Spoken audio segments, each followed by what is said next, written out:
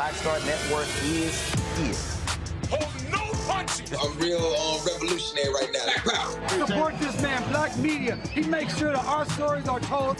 Thank you for being the voice of Black America, Roland. Stay black. I love y'all. All momentum we have now, we have to keep this going. The video looks phenomenal. See, there's a difference between Black Star Network and Black-owned media and something like CNN. You can't be Black-owned media and be scared. It's time to be smart. Bring your eyeballs home. You dig?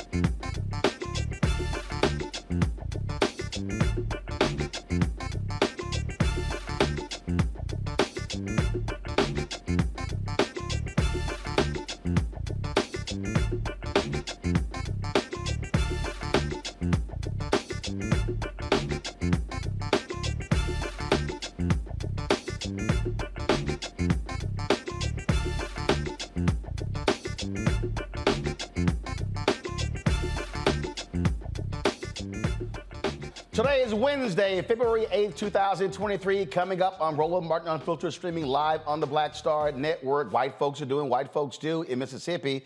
They have passed a bill in the House to create a new court district in part of the capital city of Jackson, Mississippi, with judges who will be appointed by the state rather than elected. In addition, they would also expand the police force in that area. And wait till we show you the map. It's largely where white people live in a majority black city. We will talk with the mayor, Chokwe Lumumba, as well as state representative about what these white Republicans are trying to do to take control of this majority black city in Mississippi. Ooh, Tucker Carlson got his panties in a wad over the diversity of President Biden's judicial picks. But you notice he said nothing at all about all of the white judges that Donald Trump picked.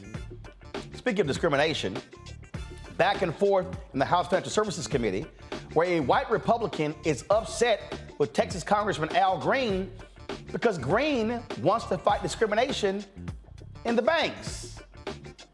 Yep. Also, we'll talk about last night's State of the Union speech by President Biden with New York Congresswoman Yvette Clarke. We'll talk about a variety of issues with her. Bethune-Cookman officially announces their new head coach. Ben Crump now has a law school named after him. And in tonight's Tech Talk segment, an app that is helping equip young people to close the racial wealth gap. Folks, there's a lot to cover. It is time to bring the funk. I'm Roland Martin Unfiltered on the Black Star Network. Let's go. He's got it. Whatever the biz, he's on it. Whatever it is, he's got the scoop, the fact, the find. And when it breaks, he's right on time and it's rolling. Best believe he's knowing. Putting it down from sports to news to politics. With entertainment just for kicks, he's rolling. It's on go, roll, y'all. It's Roland Martin, yeah. Rolling with Roland now.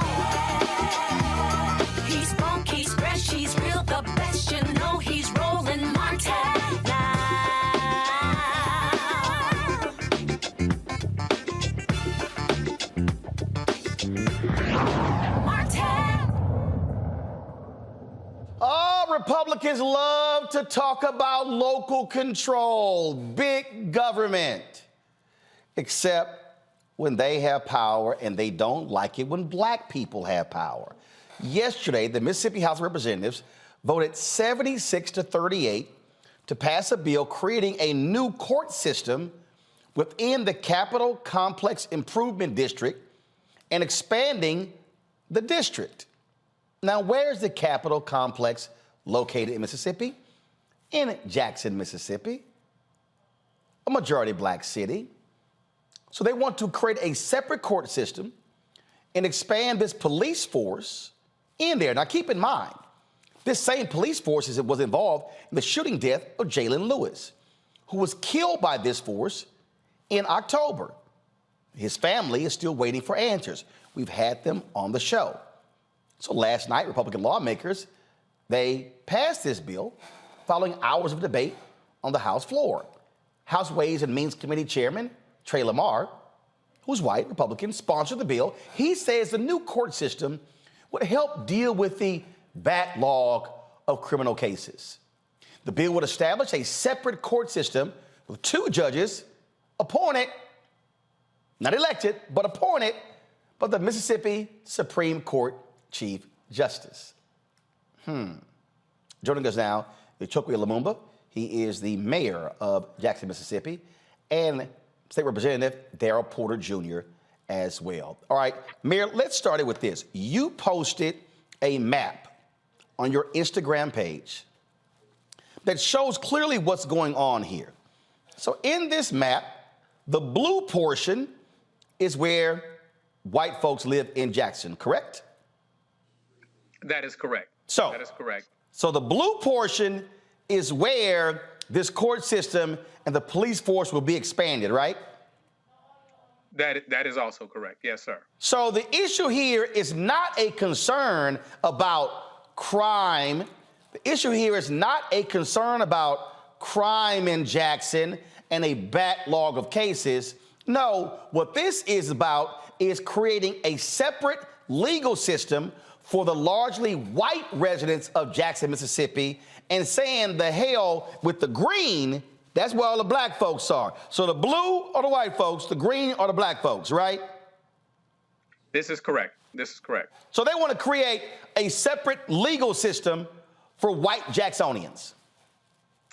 Yes, and not only what they hide behind, Jackson being the blackest city in the nation, having the highest black population by percentage in our country at this point. They hide behind the notion that within the district it is approximately 55% black. But what is true is that it is the most densely populated white portion of our city. It is where the majority of the white residents in the city live. And so, you know, it is also the area that has one of the lowest crime rates in the city. And so the notion that this is an effort of public safety, an effort to assist the efforts of keeping the city safe, it doesn't meet the smell test. Why would you create a district for the issue or for the concern of public safety in what is likely the safest part of the city, and also arm the district with control over civil cases and chancery court matters, which have nothing to do with crime whatsoever? In addition, providing this military force that has no accountability to the residents, and as you said, judges to oversee these cases that are not elected, not accountable to the people. And so it's colonization, it's plantation politics, it's racism. Let's call a spade a spade. Lastly, what I would say, my brother, is you know, speaking with you and a number of other outlets talking about the issues over control of our water system, the inequity of the requests that we have made. You know, I've received a lot of backlash from Republicans across this state saying that I've given Mississippi a black eye, that I've talked poorly about Mississippi. Well, in the words of former coach Dennis Green, they are who we thought they were. They have proven time and time again that this is who they are. And when my mother would tell me, when people show you who they are, believe them. Representative Porter, see, here's what I find to be so interesting about this. So they say, oh, the backlog of cases. Show me the stats. How many? What's the backlog? Please, by all means, show me. So the mayor says this area has the lowest crime rate in the whole city. So now you want to create a whole separate system, and you want to create a separate civil system? How is that now an issue? No, this is about creating, this is going back to Jim Crow days, about creating white enclaves, being able to carve out a white enclave in Jackson, Mississippi, to say to the white residents, we got you. You don't have to worry about those Negroes. You don't have to go near them. We will take care of you in our own little area. Right, Roland, and the mayor's right. You know, this is a power grab. This is a blatantly racist move by the Republican Party here. You know, again, if this bill was so much about crime, then why do you have court? Why do you have a separate court system that addresses civil matters? Why is the Chancery Court being involved in this bill? You know, I proposed an amendment yesterday, and let's talk about the taxation without representation part. These people are not allowed. The people of Hinds County are not allowed to vote for these judges, as you've already noted. They're being appointed by the Chief Justice. So let's talk about taxation without representation.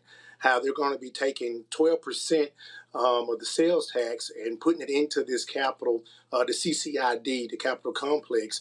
You know, and I proposed an amendment yesterday to wipe that out and just have the state of Mississippi to front the bill, since the Republican Party is so interested in trying to protect Jackson and trying to cut down or curtail the crime of Jackson.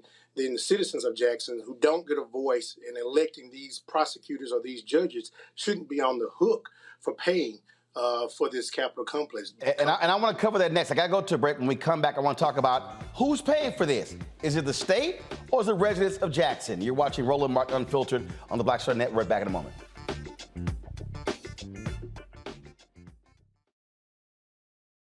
Most people think that these television shows that tell stories about who we are as black men, and then they paint these monolithic portraits of us.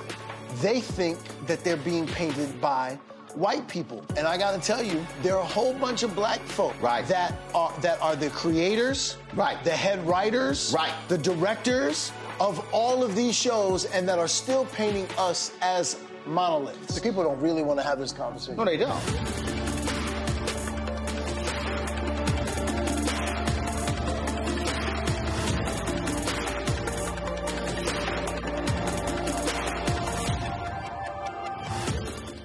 When you talk about blackness and what happens in black culture, we're about covering these things that matter to us, speaking to our issues and concerns. This is a genuine people-powered movement. There's a lot of stuff that we're not getting. You get it, and you spread the word. We wish to plead our own cause. Too long have others spoken for us. We cannot tell our own story if we can't pay for it. This is about covering us. Invest in black-owned media. Your dollars matter. We don't have to keep asking them to cover our stuff. So please support us in what we do, folks. We want to hit 2,000 people, $50 this month, raise $100,000. We're behind 100,000, so we want to hit that. Y'all money makes this possible. Checks and money orders go to P.O. Box 57196, Washington, D.C. 20037-0196. The Cash App is $RM Unfiltered. PayPal is R Martin Unfiltered. Venmo is RM Unfiltered. Zelle is Roland at RolandSMartin.com.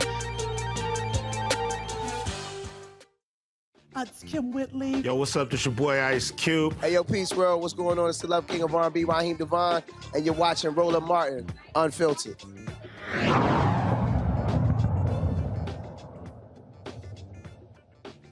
We continue our conversation regarding the white Republican power grab in Jackson, Mississippi, with Mayor Chokwe Lumumba and State Representative Dara Porter. Mayor, who's paying for this? Who would fund these judges? Who would fund this police force? It comes from a tax diversion of about 12% that the residents of Jackson will be forced to pay. So, wait a minute. So to pay for this, state's not going to pay for it. They're going to take money from Jackson residents to pay for the district, But those same residents have no control over who the judges are and no control over the police department, which means that right now, the police department in Jackson reports to you and the city council, correct? Correct. So their tax money is being taken to fund something that they have no say-so about. Absolutely. And I think it's noteworthy to mention that the Jackson Police Department has made several requests over time for funding to help their policing efforts. We've made requests of the state for money for alternative or violence interruption programming. So cure violence models and those things have been rejected. And so it's not as if the city of Jackson has not put forth what we believe to be the solutions to our challenges. What we've been met with is a deaf ear or an indifference, a deliberate indifference to all of the things that we ask for, whether we're talking about issues of public safety or whether we're talking about issues of infrastructure. And instead of actually assisting us in the way in which we need to be assisted, they look at how they seize power. I think it's worth noting that not only are we looking at 1020, which was the House bill that we're talking about now that talks about this Capitol complex. We also have 2889, which was a Senate bill looking to take over our water system, a water system that you have well documented on your show, that we've been fighting for resources. The state has denied us year after year, after generation, actually. And the moment we get $800 million from the federal government, all of a sudden it becomes attractive. All of a sudden it becomes something that they want to seize. Before that, we fought off the threat of a state takeover of our school system, a school system which has a budget similar to the city's budget, in which, it becomes attractive to them to give contracts for who cuts the grass in our schools. We are simultaneously fighting a battle over our airport that the city of Jackson invested in and the state of Mississippi wants to control. And so this is not something new. This is who they are. Like I said, they are who we thought they were. And so, I am as diplomatic as my options are. I come to the table prepared to have diplomatic discussions, but you can't come in my house and then start negotiating over my furniture. And so we want to make certain that it is clear that this is round one of a 12-round fight, and we're not going to lay down by any stretch as it pertains to this fight and the other ones that I mentioned. Representative Porter, the thing here that I think people really, really, really need to understand when we talk about this here, Jackson, Mississippi is the largest city in the state. Jackson, Mississippi supplies more sales tax revenue and more tax revenue than anybody else in the state. So really what you have is you have these white Republican lawmakers who don't like the fact that you got this majority black city that is the dominant city in the state of Mississippi, and they are trying to figure out how can we take as much power and money away from African Americans in Jackson and that we as white Republicans can control. And I would agree with you, Roland. And I think one of the representatives on the floor yesterday noted that ever since the first election of the first black mayor of the city of Jackson, they've been requesting funding. They've noticed the problems. They've brought the problems to the table, asked for funding to help curtail those problems, and every mayor since then has been denied funding to help curtail those issues. And as the mayor already pointed to, now as soon as they get some money from the federal government, well, now here comes the state that wants to come in. Wait a minute, hold up, Representative. Let's not speed over that. Money that the black folks in Jackson went to the Democratic administration in the White House, went to the black head of the EPA and made the case to get. Governor Tate Reeves did not make the request. The white lawmakers did not. It was the black mayor, Chokwe Lumumba, and the black Congressman Benny Thompson, and so many other African Americans who made the request. And now the white Republicans in Mississippi want to say, oh, no. We now want the money that y'all black folks went and got. You are exactly right. Now, if that is not a blatant display of disrespect and a power grab, I don't know what is. See, Mayor, you're right. We can be diplomatic and we can try to be nice about it. But what this is fundamentally clear. This is white Republican racism, and they do not like the fact that you've got black folks who are Democrat, and they want to subjugate y'all to the control of the state using their power, and they want to sit here, create this white enclave, take resources from black people. And look, I've been getting tweets and emails from people saying the same white Republicans have been denying funding requests for Jackson State for various needs, but handing that money out to the white universities in Mississippi. Absolutely. To take it further, not only have they been neglecting the needs of a city like Jackson and like I said, a willful disregard for our interests. What upset them the most when we saw this torrent of bills that we're now looking at, which are all in an effort to take over, to be a power grab of the city of Jackson, that came following the $800 million. They were perfectly fine with the city of Jackson being suffocated, perfectly fine with denying request after request of the city of Jackson to be met with resources to deal and contend with our issues. When we were able, with agreement with the federal government, in order to have money directly allocated to the city of Jackson for these things that we've been asking the state for decades, that upset them. And that is where there's a bill introduced each and every day that attacks Jackson. Each and every day, I can go through the issues of what they're trying to do, which are a direct reflection of an effort to take a shot at Jackson. And that's only because we were able to secure the resources. I did not have Tate Reeves with me when I went to Washington and met with Senate Appropriation staff. Delbert Hosemann, our lieutenant governor, I want to make sure that he gets a part of this, wasn't there. In fact, when I met with him about our needs, met with him about the concerns, he was trying to convince me of a state takeover. And what he said to me, he said, "What do you think? You think President Biden is going to write you a check?" I do, and he did. And now that is what has upset them, is because we have been self-determined enough in order to shake the trees, in order to make certain that we looked under every rock in order to get the resources our Jackson residents so justly deserve. And that is what has angered them more than anything so far.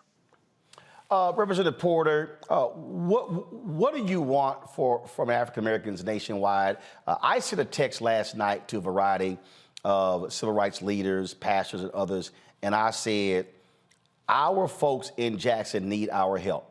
I said, there needs to be a clear signal sent to these white Republicans in Mississippi that you are not going to practice racism in the 21st century in 2023.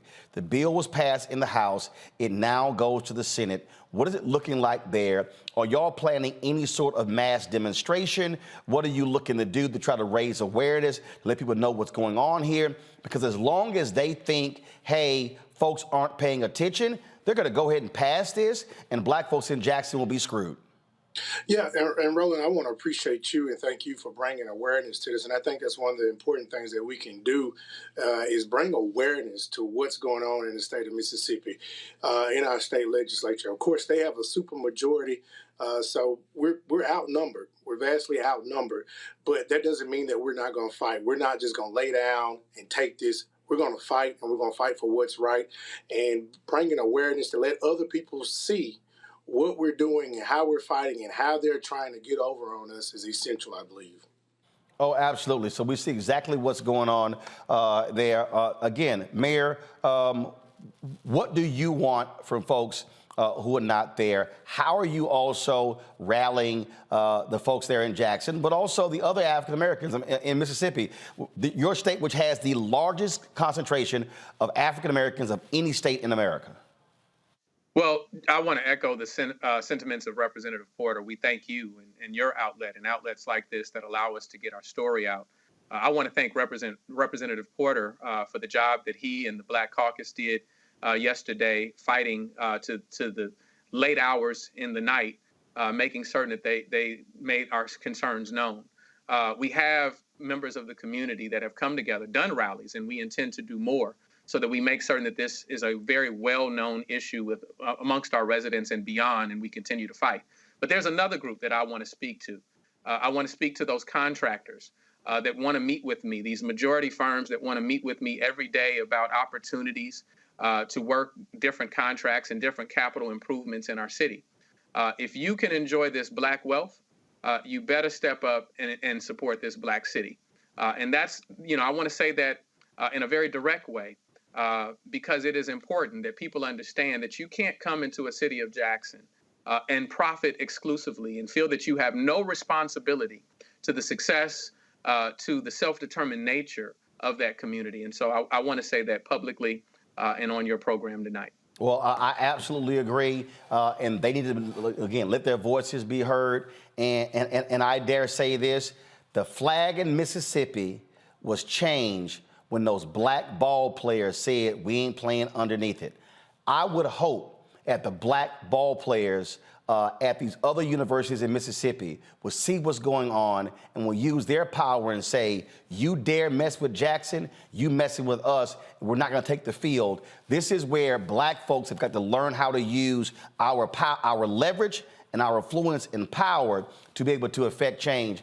And so that's where also I think spreading the word is critically important. So I thank both of you, the Mayor, Representative Porter. Again, let us know what happens next. Anything we can do, we'll get the word out. I'll be sure to make this a part of my iHeartRadio Black Information Network commentaries. We'll push it out on social media as well, because people need to understand what these racists are doing in Mississippi. And this is a direct attack on Black leadership and Black people in Mississippi, and they're in Jackson. Thank you. Thank you, Brother Martin. Appreciate it. Thanks a bunch. All right, folks, we come back. I'm going to talk to my panel about this here. We're also going to show you the absolute blatant racism of Tucker Carlson. If you have never understood how much of a white supremacist and a white nationalist Tucker Carlson is, wait till we show you the video where he is attacking President Biden's federal judicial nominees for being too verse. But Tucker didn't have his hood on when Trump appointed almost 90% white judges. Right. And then folks wonder why I wrote the book White Fear.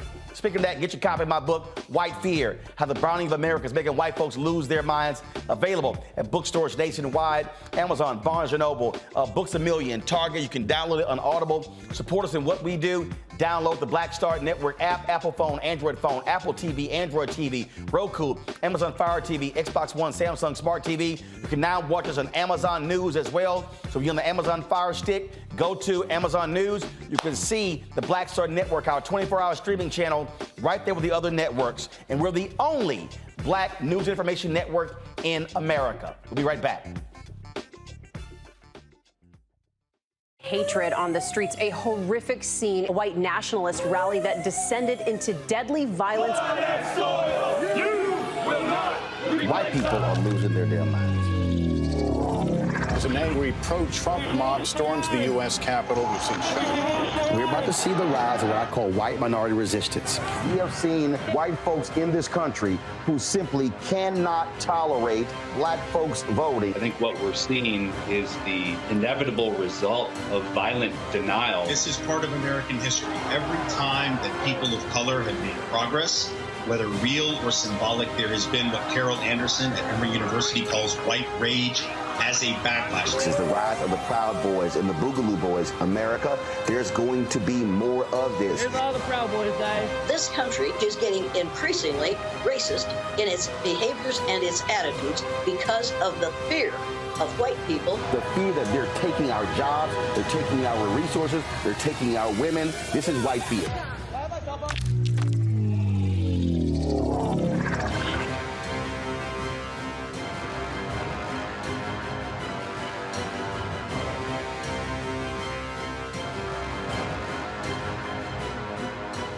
On a next, A Balanced Life with me, Dr. Jackie, a relationship that we have to have.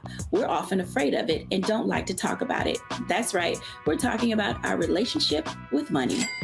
And here's the thing, our relationship with money oftentimes determines whether we have it or not.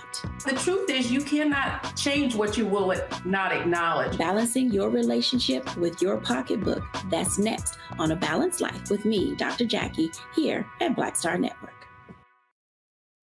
How y'all doing? It's your favorite funny girl, Amanda Seals. Hi, I'm Anthony Brown from Anthony Brown and Group Therapy. What up, Lana Well, and you are watching Roland Martin Unfiltered.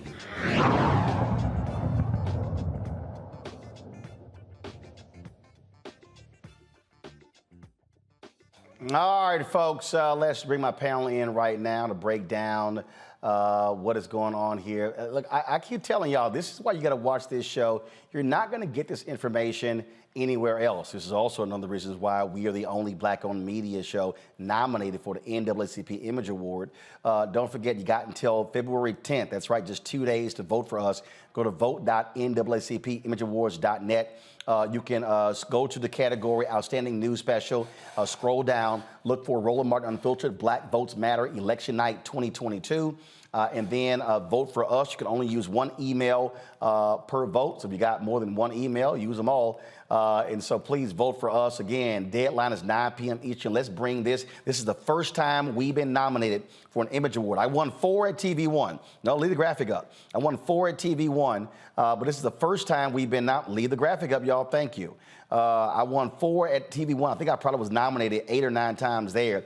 But it's taken us 4 years to finally get an Image Award nomination for Roland Martin Unfiltered. And so again, deadline is February 10th, 9 p.m. And so y'all vote. We can actually make this thing happen. All right, folks, let's talk about this issue in Jackson in Mississippi with our panel. Joining me right now is Robert Patillo. Of course, Robert hosts the show on WAOK. And so really intellectually militant. That's what you are, Robert. I see you giving folks hell on Twitter. I see it. All right. Again, folks, host of People, Passion, Politics on News and Talk 1380 WAOK. Eugene Craig, CEO, X Factor Media, Inc. And also Crystal Knight, Democratic strategist. Glad to have all three of you here. The thing here, Robert, is just is a fundamental undeniable. These are white Republicans who want to control black people. Absolutely. We see this in many municipalities where you have a black city inside of a white Republican state. For years here in Georgia, we saw the Georgia state legislature try to take over the Atlanta airport because they understood the type of economic engine that was both for the city of Atlanta and for Clayton and Fulton County, and they wanted that to be distributed throughout the state. Look at a city like Baltimore, where you have been told Wes Moore's election, a Republican governor, and the battles that went on between the city for funding versus the state. What we have to understand is that the first day of political science class, they teach you that politics is the question of who gets what when. And what these white Republican conservatives want is they want all the economic opportunities and benefits that come from having the driving economic engine of a majority black municipality and economic center, but they don't want to actually help those residents. They don't want to do anything that actually benefits them. They don't want, anytime that they have a resource, they're trying to figure out how they can stick their hand into the cookie jar to get other things out first. And it's absolutely outstanding to have a mayor and to have a city council that are willing to stand up and fight back and push back and actually defend the people of Jackson, Mississippi, because we've seen throughout the years that city is always going through trials, tribulations, and controversies, and you need the type of black leadership that we're seeing from the mayor there in order to be able to fight back and stand up. The thing here, and again, it is absolutely crazy, Crystal, to see them trying to take the money, trying to create this separate court system, this separate police system. They are trying to create an enclave to say, hey, white people, we got y'all. Forget all the rest of these black people. Come into this area here.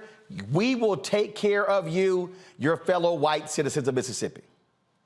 Yeah, I mean, I agree with everything that you just stated, that this is troubling. And it was troubling as the mayor and the state representative was speaking about how, you know, as soon as black people get congregated or situated in a particular area, white elected officials or white people who have a little bit of power move the goalpost. And so that's exactly what we see right now happening around the city of Jackson, is that, you know, white people want to feel safe. And so they're asking for an increase increased amount of police protection. They're asking for additional funding for that particular area. But as the mayor stated, the Black residents in those areas have been asking for additional funding to support a number of issues that are taking place across the city, and their calls have gone unanswered. But as soon as white folks are ready to have more police so that they can feel safe, that's absolutely what the state is attempting to do without the information or the approval of the Black residents in a majority Black city. And so that's something that is deeply troubling, and that I hope that, the mayor and the state representatives who, govern that particular area have a plan to fight back and challenge this. I think the other thing that I want to say that's also deeply troubling is that the court system that they're attempting to set up will be appointed and not voted in by the residents in the district that it will serve. And that is also something that everyone should be alarmed about and deeply troubled by.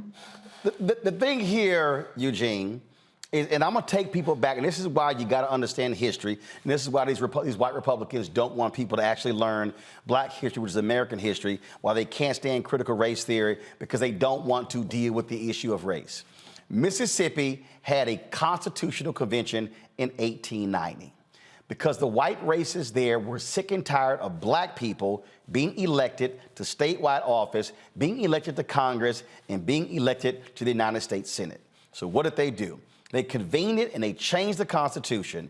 And you had a sole Negro, Isaiah T. Montgomery, who voted with them to strip Black people of the right to vote.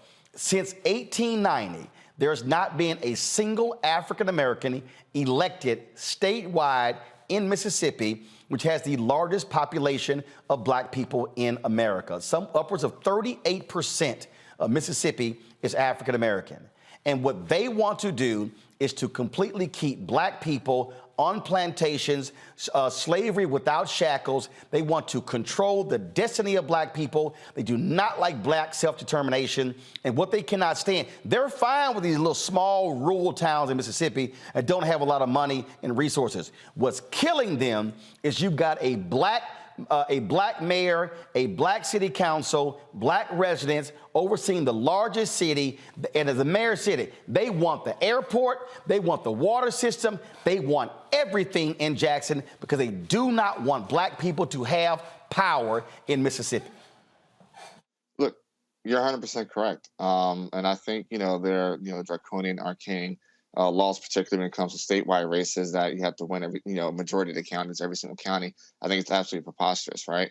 But we do see this backlash that happens when Black folk do try to take power. I believe what blackest trying to formulate their own city government and break off from the city of Atlanta. See what's going on in Mississippi. See what DeSantis has been doing in Florida. So it's power concedes nothing without a fight, and folk got to be prepared to fight. I keep laying this out, and again, and folks, I want y'all to understand, when we talk about this whole issue of race, white fear, and power, they cannot stand it when we have this. Tucker Carlson, Fox News, perfect example. This is Tucker on Fox going off on the diverse federal judges appointed by President Joe Biden in his first 2 years in office. So the point of diversity, equity, and inclusion, as you often heard, is to wind up with a leadership class that, quote, looks like America. Now, we think you should hire on the basis of merit, but that's kind of an appealing idea. The people who run the country should look like the country. That's not what it's about at all, because no administration has ever looked less like America, just by the numbers, than the Biden administration. It's not about making the administration look like America. It's about discriminating against certain classes of people who don't vote for them, period. And now it's provable. Jeremy Carl at the Claremont Institute just ran the numbers, and this is in the judiciary. He found that out of 97 federal judges confirmed under Joe Biden, total number of white men, 5. 22 are Black women. So this is race-based hiring. It's illegal. But it's also not about looking like America. It's about punishing people. And it's also, incidentally, or maybe not incidentally, producing nominees for federal. So what I want you to understand, oh my God, Biden has only named 5 white men as judges. Would you like to go through history, Tucker, and see how many black people were overlooked for federal judicial positions? Constance Baker Motley, first black female federal judge. So we're saying that black women were not qualified before? Oh, maybe it's because they were not allowed to attend law schools. Ah, that could be it. See, I need everybody to understand, what the Tuckers of the world don't like is they don't like it when white men don't dominate. So Tucker goes, oh, this is just so unfair that he's discriminating because he named 22 black women. That's interesting.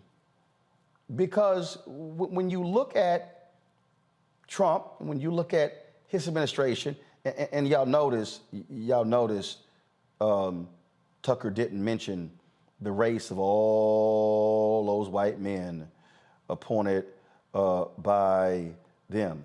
1 in 6 judges. Go to my iPad, please. I want you to pull it. I want y'all to see this here. Because, see, you need to understand. I'm going to show you what Tucker Carlson and Fox News will never show you because they don't have the guts to show you. About 1 in 6 of the judges appointed by Trump were black, Hispanic, Asian, or another race of ethnicity. That means 84% of all of the federal judges appointed by Trump were white.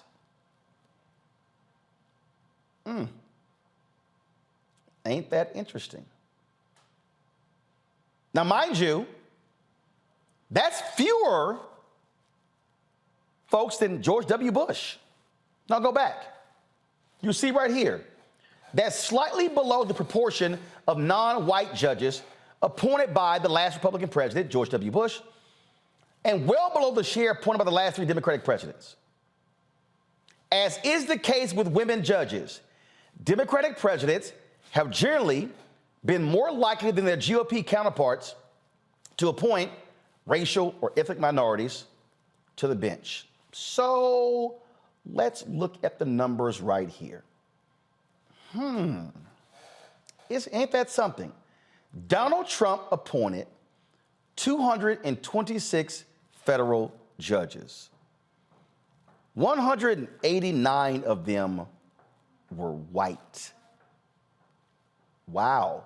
Not just 9 black, just 9 Hispanic, 13 Asian, other is 6.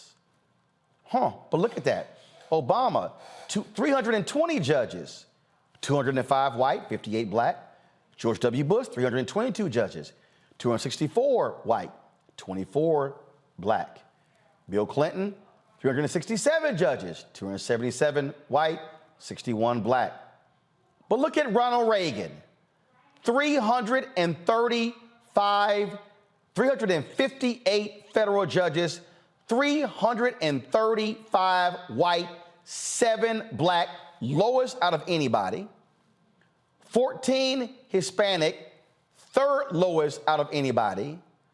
2 Asian, tied for 2nd lowest. Other, 0. Reagan and George H.W. Bush had the lowest numbers of total of non-white judges. Actually, this is the top 3 of the total non-white judges. George H.W. Bush, Ronald Reagan, and Donald Trump. That means, and first of all, let me go, and George W. Bush was 1 better than Jimmy Carter. So out of 7 presidents, the 3 with the least non-white federal judges are all Republican. Tucker Carlson mentioned none of that. None of that. We come back. I'm going to play for you more of what Tucker had to say. Because I need y'all to understand what the strategy is. The strategy is going, white people, they're taking your country from you. Rise up against them. That is what is fueling what is happening in Mississippi. That is what fueled January 6th. That is what is fueling white fear in America. And I need y'all to understand that. And you can listen to people go, oh my God, you're being the victim. No, they do not like the fact that Black and Latino and Asian and Native American people are assuming power in this country. This is why y'all can't be playing games when these fools are running for office, because they are trying to hold on to power as long as they can. I'll be right back. Black Star Network is here. Oh, no punch! I'm real revolutionary right now. Thank you for being the voice of Black America. All momentum we have now, we have to keep this going. The video looks phenomenal. See, there's a difference between Black Star Network and Black-owned media and something like CNN. You can't be Black-owned media and be scared. It's time to be smart. Bring your eyeballs home. You dig? Next on Get Wealthy with me, Deborah Owens, America's Wealth Coach. Listen to this. Women of color are starting 90% of the businesses in this country. That's the good news. The bad news, as a rule, we're not making nearly as much as everyone else. But joining us on the next Get Wealthy episode is Betty Hines. She's a business strategist, and she's showing women how to elevate other women. I don't like to say this openly, but we're getting better at it. Women struggle with collaborating with each other. And for that reason, one of the things that I demonstrate in the sessions that I have is that you can go further together if you collaborate. That's right here on Get Wealthy, only on Black Star Network.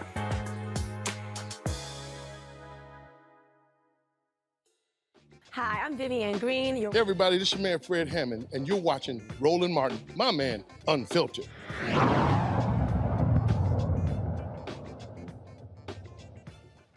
All right, folks, let's continue this here. So press play on Tucker. So I need y'all to hear this, folks. Go ahead. And the numbers, and this is in the judiciary. He found that out of 97 federal judges confirmed under Joe Biden, total number of white men, 5. 22 are Black women. So this is race-based hiring. It's illegal, but it's also not about looking like America. It's about punishing people. And it's also incidentally, or maybe not incidentally, producing nominees for federal judgeships who know nothing about the Constitution.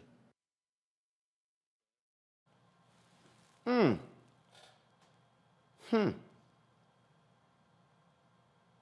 that interesting? Now, I know some of you may say, okay, all right, that's one thing here. But Eugene, what I'm trying to get people to understand here is with the Tuckers of the world, he's telling his audience, the Fox News audience, #1 on cable news, he's telling them they're taking over. Biden is stealing from you. Biden doesn't want your white sons to have these jobs. Now, again, Tucker Carlson never said a word, not a single word about all of the white men Donald Trump appointed.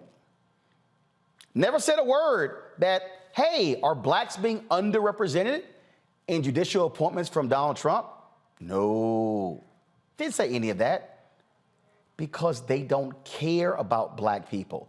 Fox News and Tucker Carlson has gone full white nationalist, and they are the aggrieved network. And I have been saying since 2009, we are living in the age of what I call white minority resistance. Even though white people make up a majority of America, they are being driven by Fox News and conservative talk radio and these digital operations as well that white people are losing everything to those other people? Look, the thing is this. I mean, we know Tucker Carlson isn't about, white supremacists. He was one of the folk that were pushing, the whole replacement theory. He's been stroking these flames forever. It's what keeps him on air. It's what keeps his viewers there. And it's what should be expected from him. He's one of those folk that, for him, the wider the better. Of course, he wasn't going to call out the misrepresentation or the underrepresentation of Black folk and Hispanic folk being appointed to judgeships during the Trump era, and even probably back to the Bush era, right? But, God forbid, the scales are more balanced under the Biden administration. And, one more time, he, just uses it now to just stroke his flames of replacement theory. See, right there on that issue right there, Crystal, is what we have to deal with in terms of what they're saying. So when they drove the white replacement, this whole great replacement theory, it's, oh, they're replacing us. No, y'all just stop having kids. And what angers the Tucker Carlsons is that, and let's understand, Crystal, Tucker Carlson is an abysmal failure, okay? And you want to see white privilege. He had a TV show on CNN, canceled. MSNBC, canceled. PBS, canceled. It was on the weekend on Fox News. Bill O'Reilly gets run out because of sexual harassment. Tucker takes over his slot. He goes full-bore white nationalism. Ratings go sky high. So of all people who want to talk about talent and what's fair, he really should shut the hell up, because he embodies, one, a silver spoon being born in his mouth, a trust fund baby. He epitomizes white privilege, but what he is doing is he is simply, and this ain't dog whistling, they are now yelling with megaphones, hey, white people, they're taking everything from us. You must rise up and stop this. Absolutely. I think you're right in that white men get the option to fail up. You mentioned all of the shows that were not successful on the different networks that were unsuccessful with having him there, and yet Fox News gives him the platform to be who he probably secretly already was, this white nationalist pushing this great replacement theory, which ultimately for him means the more we create space, the wider we allow the table to become, it really means less for me and mine. It means less for white men who think and look exactly like me. And I agree that there aren't any more dog whistles from Tucker Carlson. Those are it's straight talk. It is talking directly to the base of people in this country who believe that dangerous rhetoric. And it's white men who are whining about what they do not have, when ultimately we know that this country was built with white men in mind in all of the power structures of our country. And so I always find it unique that you have people like Tucker Carlson who continue to complain about the country becoming browner, diversity being increased in a number of different areas, because they ultimately see it as a threat to the foundation of their structure in this country, which is white nationalism. Here's the deal, Robert. I love when little Tucker goes, oh, these people are not qualified. 9 of Trump's judicial nominees were rated unqualified by the American Bar Association. 9 of them. But here's what's interesting. Go to my iPad, please, Anthony. Right here. None of Donald Trump's 53 confirmed appeals court judges were black.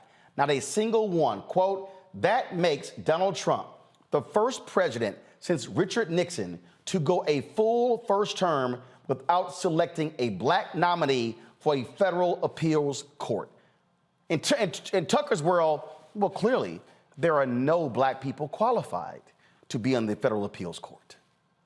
Well, Roland, what's more concerning, and this is going to be jarring to Tucker's audience if they see this at some point in time, is that Tucker Carlson is a racist. He's not a white supremacist. He's not a white nationalist. Tucker Carlson from San Francisco. He comes from, his full name is Tucker Swanson Carlson, a friend of mine. He from the Swanson chicken broth family. That's where his family gets their money from.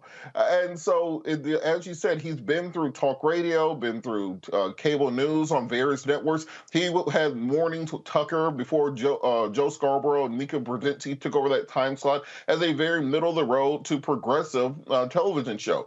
The concerning part for me is that this message found an audience that dominates cable news ratings. The fact that he doesn't believe these things and understands that he can simply repeat them and make millions of dollars, the same way that we've seen grifter after grifter on the Republican side of the aisle start picking up these talking points. The My Pillow salesman started becoming a white nationalist and made millions of dollars off it. Donald Trump incorporated white nationalism and rolled that into the White House. We have an entrenched group of white people in this country who are so fearful of becoming a minority group, who are so fearful of black domination. David Duke was talking about this back in the 1980s when he talked about the replacement numbers, that white people were not having enough children to replace themselves, let alone maintain their majority, and that will lead to conflict going forward. As long as these people see this as being a racialized battle, a zero-sum game, that every time that a black person or brown person receives something is automatically stolen from you, this is your birthright, this is your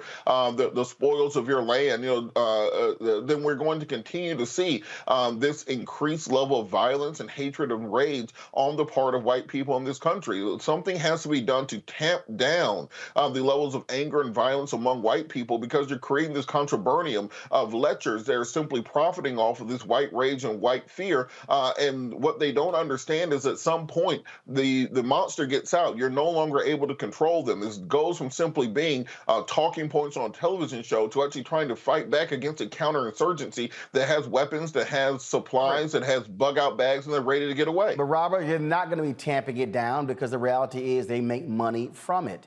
And they know that. This is why you had those racists who attacked the power grid in Baltimore. This is why you have these racists attacked in the country. This is why the FBI director says that white domestic terrorism is the biggest threat to this country. And so they are fueling this hatred. They love talking about, oh, y'all are playing the victim. Oh, you're race hustlers, when in fact, they are simply stoking white fear. That's why I wrote the book, why I said the changing America is making white folks lose their minds. That's what Tucker and them are doing, because this is about money. It is about power. Mississippi, they want to take over that water system. They want that $800 million from the federal government. They don't want black folks actually being able to control it.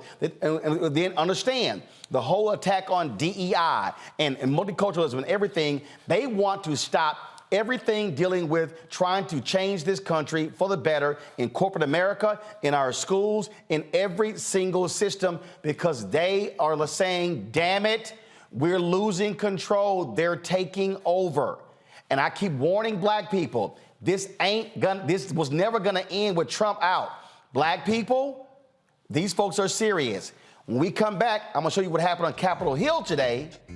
Well, they said, stop talking about racism in the financial services industry. It doesn't exist. Yeah, wait till we show you next. I'm Roland Martin Unfiltered.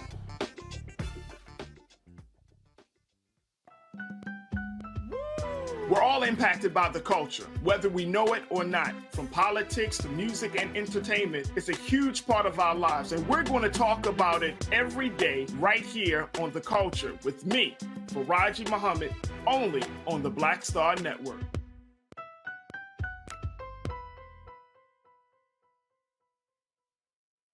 Next on the Black Table with me, Greg Carr. An hour of living history with Dr. Richard Mariba Kelsey, thinker, builder, author, and one of the most important and impactful elders in the African American community. He reflects on his full and rich life and shares his incomparable wisdom about our past, present, and future. African genius is saying that my uncle was a genius, my brother was a genius, my neighbor was a genius.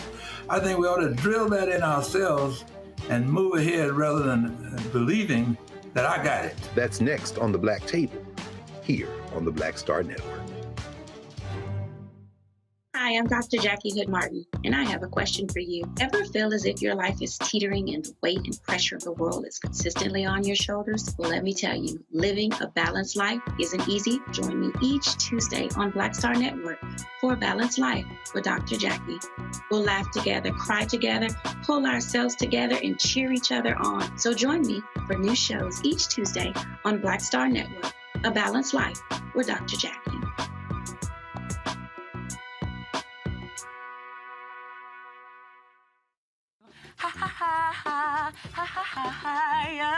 Hey, I'm Antonique Smith. What up, Lana Well, and you are watching Roland Martin Unfiltered.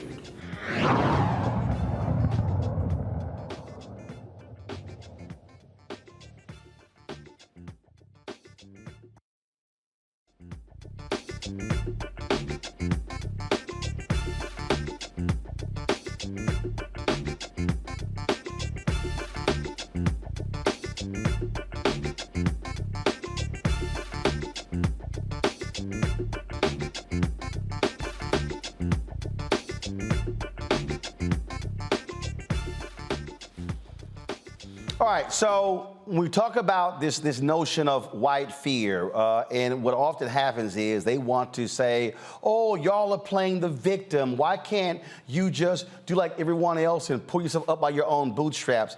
But they don't want to deal with systemic racism. In fact, they deny it even exists.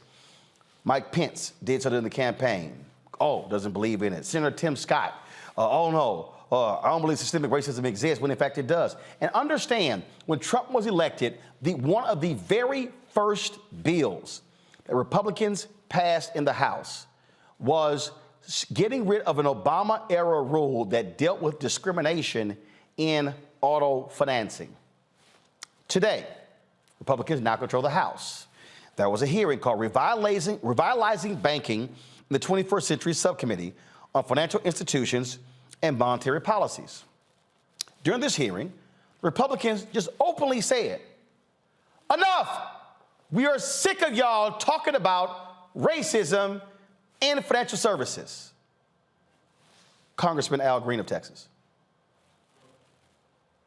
Here's something that was inspired by Miss Beatty. Without objection. Thank you. Inspired by Miss Beatty, and I'm so grateful to her. She's been a wonderful chairperson when she had the mantle.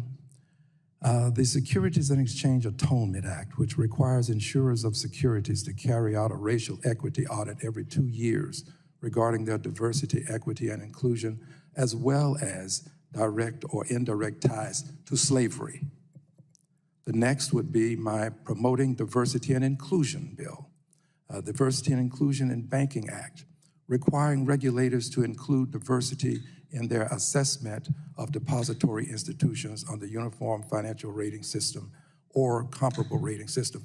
Mr. Chairman, if I may have a unanimous consent on one last bill, it is a unanimous consent request. Yes, the gentleman's time has expired, but real quickly. Thank you, sir. The Housing Fairness Act, which mandates that HUD conduct a nationwide testing program to direct and document housing discrimination. Yes, without objection. Thank you for your kindness. Gentleman's time has expired. The gentleman from South Carolina, Mr. Norman, is now recognized for 5 minutes. Thank you, Mr. Chairman. My good friend Al Green, I like, but I hope each one of you can fire back and kick back on some of these allegations to bring up slavery, to bring up not getting loans because of your color. I sat on the bank board for 20 years. Credit scores apply to everybody. You're in a competitive business. You have stockholders to answer to. This constant drumbeat is really getting tiresome to hear them day in, day out talk about discrimination. We'll fight, the regulations, his bills, because it makes no sense.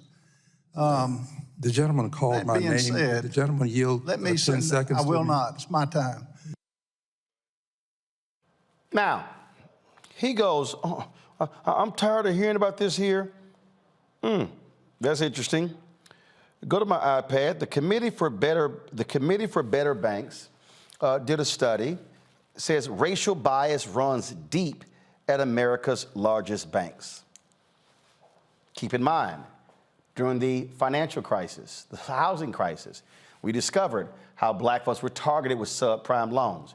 It is undeniable, y'all.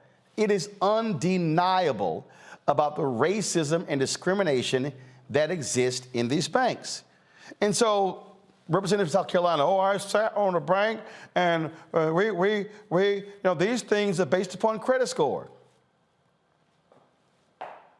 You don't think there's racism within the credit scoring industry?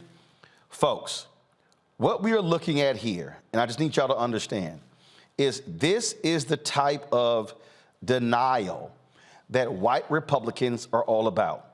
And so what they can't stand is they can't stand when Democrats and black people are demanding this to be fixed, because what they want to say is, why can't y'all just ignore this stuff? Why can't y'all just move along? Why can't y'all just accept that things are getting well? In their minds, it doesn't even exist. I did a show the other day, PBD podcast, and the host of his Patrick Bet David, an Armenian American. And what was interesting is, he was talking about, how he moved here and how he did all of these different things, and he was complaining or whatever, and he kept talking about how, you're a victim, and why do you have to focus on the negative in this country? Here's some of how that went. 27 out of top 30 cities in American crime ran by Democrats. Why? First, I will tell you. First of all, it's where African Americans are living. So let's bring up Chicago in particular. What you have had in Chicago is you've had some of the greatest racial segregation, not in 20 years, not in 30 years, but literally in 100 plus years. Led by Democrats. No, here's the deal though. Okay, I will show you how. Mississippi has the largest percentage of black people in America, run by Republicans, broke as hell. Explain that. Explain me the highest. Tell me when you have. Hold on, wait. Don't spin. No, I'm not spinning. No, don't. What I'm Let's showing stay you. on topic. Hold on, wait. Hold on. Let's stay on topic. We're the on topic is crime 27 out of 30, not economic. Now, let me show you what happened there. So when I say it, Patrick wants to focus on crime in these areas where you have Democratic mayors. I mentioned to him the condition of black people in Republican-led states. Let's stay on topic. Well, if you are saying that Democratic policies create crime and haven't fixed it in these areas, what you're saying is Republicans have an answer. They don't. Here's more of our conversation. It's a different story. No, it's not. But I agree with you that we need to get the financial situation. No. And you're making the mistake. You went to Mississippi. No, you're making the mistake. No. Here's the mistake you're making. 27 out of 30. Here's the mistake you're making. When you say crime, I just obliterated a black conservative in my show on this whole issue. When you say crime, you have to then say, okay, what creates crime? No, what creates crime? What creates crime? When people are not doing well financially. What else? Your surrounding environment. Who you're around. No, what else? Pick up habits. What else? Bad policies. No. What else? See, you're jumping to policies. But it is bad policies. Wait a minute. No. If I lead a company, Roland, if I run a company and I'm the CEO of the company, if the company improves or doesn't improve, is based on my policies. I'm the head running the company, the department. If it doesn't improve, it's because of me. So let me lay it out to you again. Go for it. When you talk about what is the underpinning of crime, John Hope Bryant, founder of Operation Hope, this is what he said. He said, show me a community where you've seen a riot with a credit score of 700 or higher. The reality is, when you talk about crime in this country, you're talking about economics, you're talking about education, you're talking about housing, you're talking about health. Mm-hmm. Show me areas where you do not have high crime. I'm going to show you areas that don't have the same, aren't as compacted. That's first. What you have is, when you talk about crime in places, you then look at what are the numbers of people there, what are the pockets there, what are those communities, and how did those communities, how were they created literally not over 20, 30 years, but literally over 50, 75, 100 years. Now. So why am I unpacking that? Because this is what Republicans want to do today, especially white Republicans. They want to deny how we got here and then want you to believe that all these issues have evaporated when in fact, Eugene, they are still here. And this is the shell game they play, and they get the white folks to go, see, that's right, y'all victims when it's right there. racism, discrimination in housing appraisals, racism there when it comes to handing out loans, racial bias when it comes to the major banks. In their minds, none of these things actually are happening. Y'all are just making this stuff up.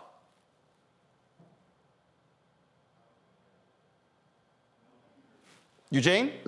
But the thing is this, it's not made up. It's actual fact. You have actual factual evidence supporting the argument. You have actual, historical evidence supporting the argument. You have actual federal policy that had to be overturned. You had actual state policy that had to be overturned. You had actual local policy that had to be overturned or struck down.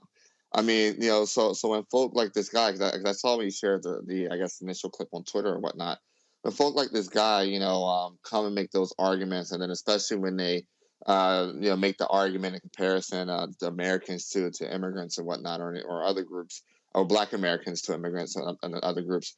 I mean, these guys are so misguided and so intellectually dishonest and so devoid of fact. I mean, to some degree, you got to engage them because you got to actually present the argument and have the actual discussion. So people, the audience walks away knowing the truth. But I mean, otherwise, it's why do we even engage him? Because I mean, he went in with a preconceived notion that was devoid of fact, right? He wanted to talk about crime, but didn't want to talk about the underlying basis of crime.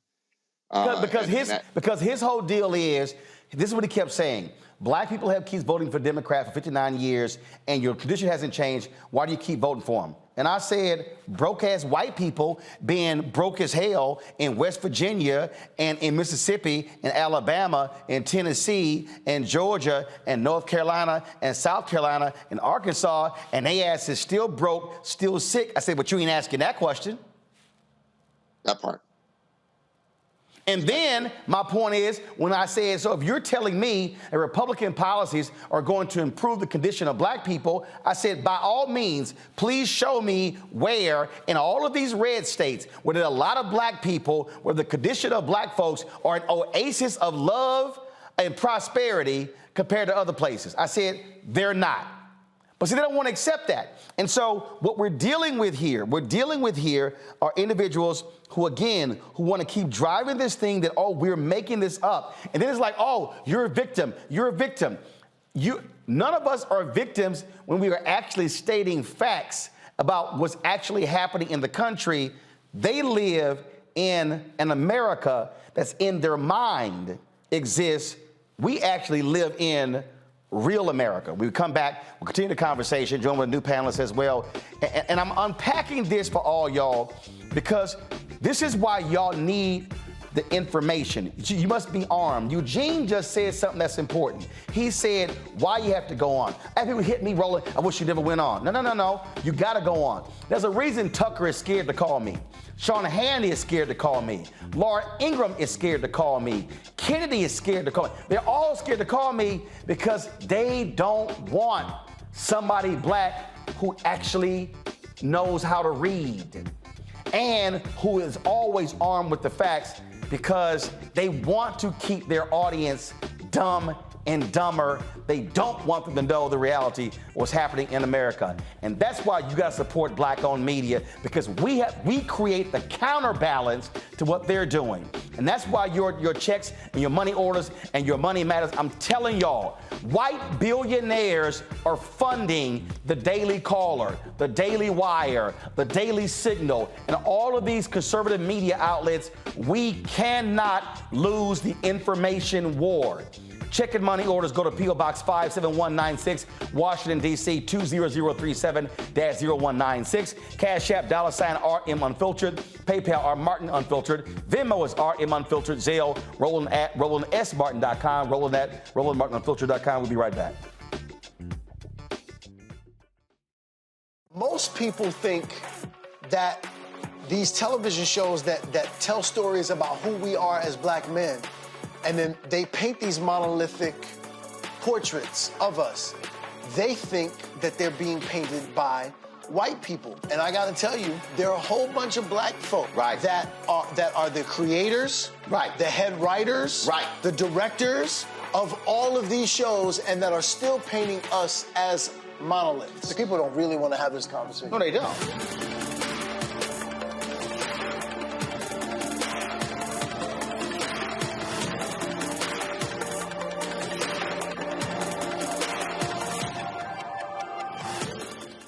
When you talk about blackness and what happens in black culture, we're about covering these things that matter to us, speaking to our issues and concerns. This is a genuine people-powered movement. There's a lot of stuff that we're not getting. You get it, and you spread the word. We wish to plead our own cause.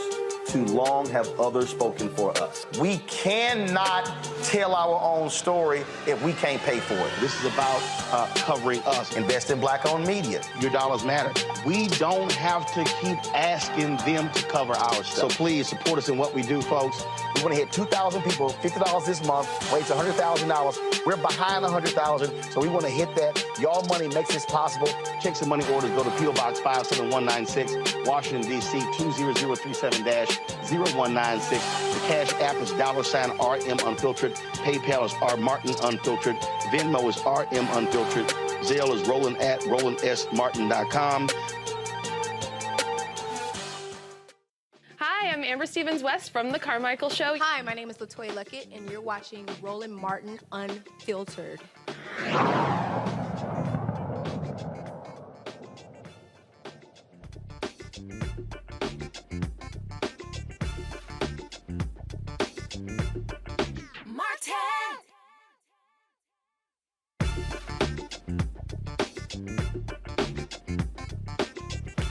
All right, folks, welcome back to Roland Martin Unfiltered on the Black Star Network. One of the reasons, I just want people to understand this here.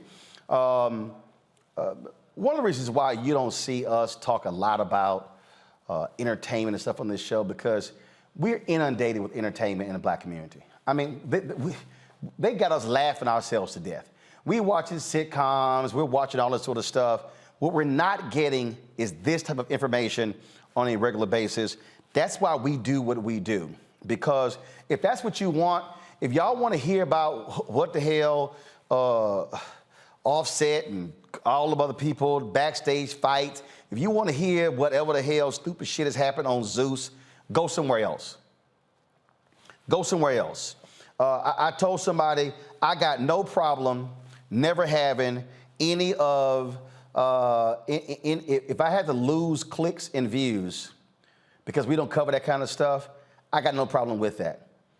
Because we as black people are literally being fed so much trash on a regular basis, and we're not being fed any real news and information that's literally impacting our lives every single day.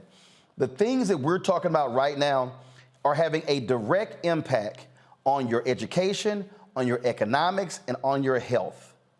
But folks don't want you to know that, and so they want you to be so caught up in the latest thing. Hey, you know what? I love Beyonce, she's from Houston, but I'm not tripping on getting tickets to see Beyonce perform, because you know what? If you don't address the issue of finances, hell, you can't afford it anyway. I want to bring in our new panel, Tamia Booker, founder and managing director, T. Booker Strategies. We're still joined by Eugene Craig, Robert Patillo. This is a perfect example here, Tamia. When I was on that PBD podcast, we were talking about racism and home appraisals. Patrick is like, oh, these things don't exist. I'm like, dude, what the hell are you talking about? The Biden administration actually pulled the data, some 47 million appraisals, which actually showed, this is the New York Times story right here, widespread racial bias found in home appraisals. Researchers found evidence of a persistent practice that gives higher values to homes when the occupants are white and devalue them if the owners are people of color. Now, what happens? Your home gets devalued, you get a lower rate, you sell it, that means your profit is actually less. That's less money you have to invest, to say, to buy stocks, send your kids to college. Well, that's the history of black people. Our homes have always been lesser than whites, and so when you go back, we have not been able to create generational wealth because we're passing down fewer dollars than white Americans. But oh no, we're crying victimhood because this is actually happening to black people. Yes, and I think there was a study, it may have been during the Obama administration, it said that black families took home about $8 worth of wealth in comparison to white families who actually had money to pass down. And the denial here is purposely done so they don't have to actually act, right? They don't have to actually put any policies into place legislatively, as we saw with Congressman Green in that exchange, that is all a concerted effort. It's all systemic. And the continuation of denial of what we have been through as a people, what we have seen documented, what we have seen with housing, we have seen real life stories of this happening to Black people when they've had their homes appraised, where they've had white people opposed. We saw those articles last year where they had white people posed as the owners of the home. Values went up over hundreds of thousands of dollars.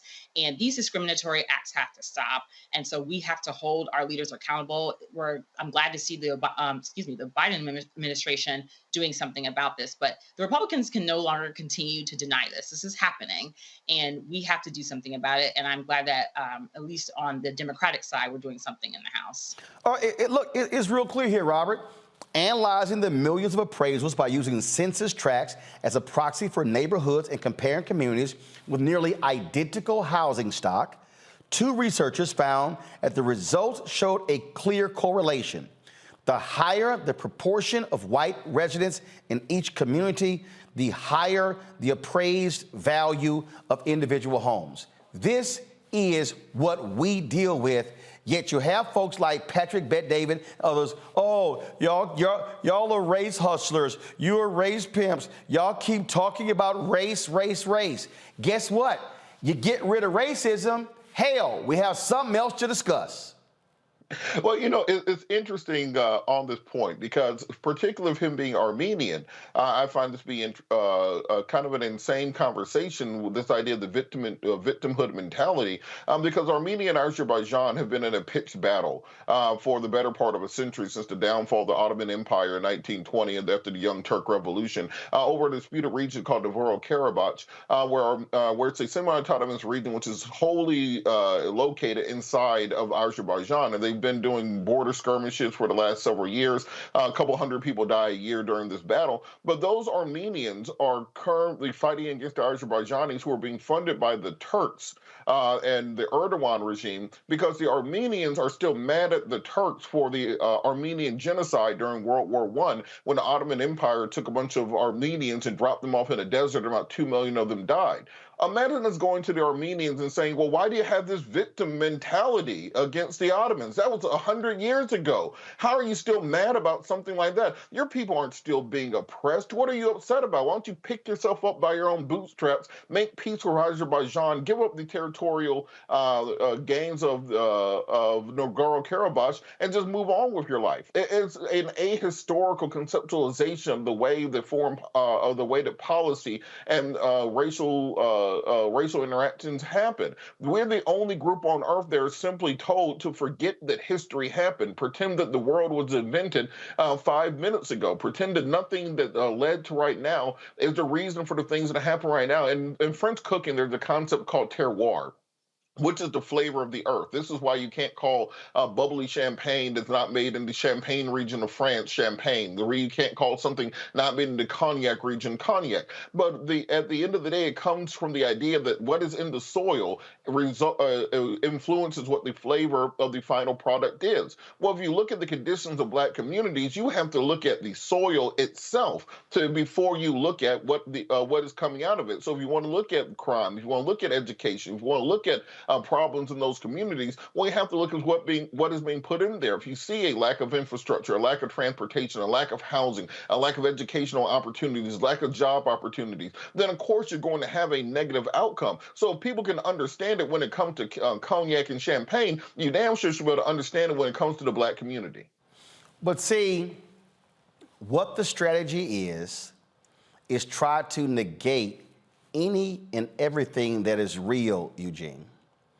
And one of the things that Patrick tried to do was, oh, well, you succeeded. I was like, oh, here we go with the how you did. And I said, Patrick, you're trying to have a micro conversation when I'm describing a macro conversation. I said, which is what you don't want to deal with. And the fact of the matter is, in this country, and again, for all of these folks, him talking about him being an immigrant, and I'm sitting here going, dude, you get to do something that I can't do. You can actually pass for white. That part. You can pass for white. And see, well, these people, what I love about these other people is that they don't understand how literally in America, the entire apparatus, and let me say this again. Let me say this again to people who understand this here. The entire American apparatus was completely against black people. Federal, state, county, city, school board, neighborhood, banks, corporate America, federal government. Black people were paying into a system that literally hated them. No other group of people, no other group of people, not the Japanese who were in internment camps, not the Jewish folks, not Italians, not the Poles. There's no other group of people that had the entire country and the system completely set against them. That is reality, Eugene, and it didn't get fixed because of the Civil Rights Act, Voting Rights Act, and Fair Housing Act. Oh.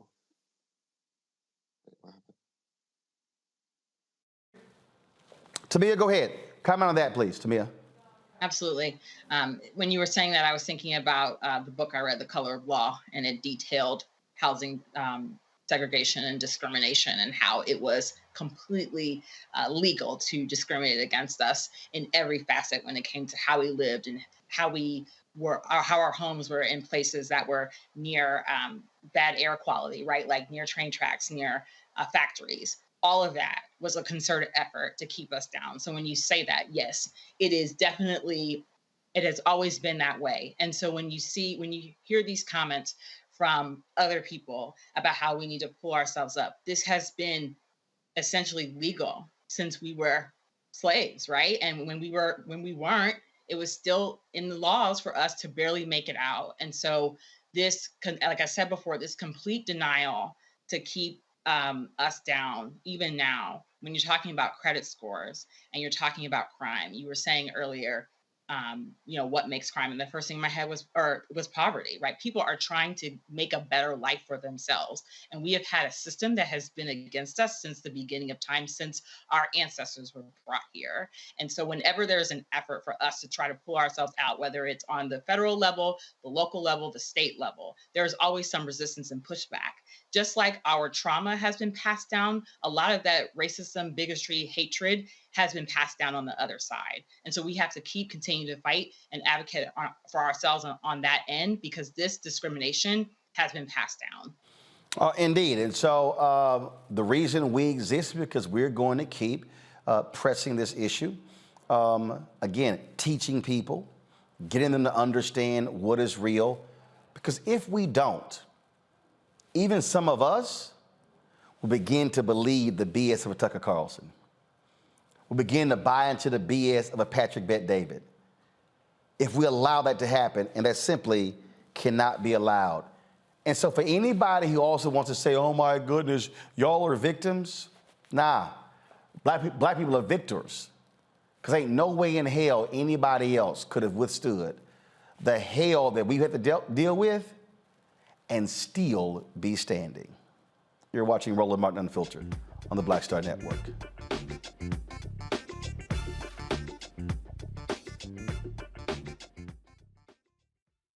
Hatred on the streets, a horrific scene, a white nationalist rally that descended into deadly violence. White people are losing their damn minds. As an angry pro-Trump mob storms the U.S. Capitol, we've seen shootings. We're about to see the rise of what I call white minority resistance. We have seen white folks in this country who simply cannot tolerate black folks voting. I think what we're seeing is the inevitable result of violent denial. This is part of American history. Every time that people of color have made progress, whether real or symbolic, there has been what Carol Anderson at Emory University calls white rage as a backlash. This is the rise of the Proud Boys and the Boogaloo Boys. America, there's going to be more of this. Here's all the Proud Boys, guys. This country is getting increasingly racist in its behaviors and its attitudes because of the fear of white people. The fear that they're taking our jobs, they're taking our resources, they're taking our women. This is white fear.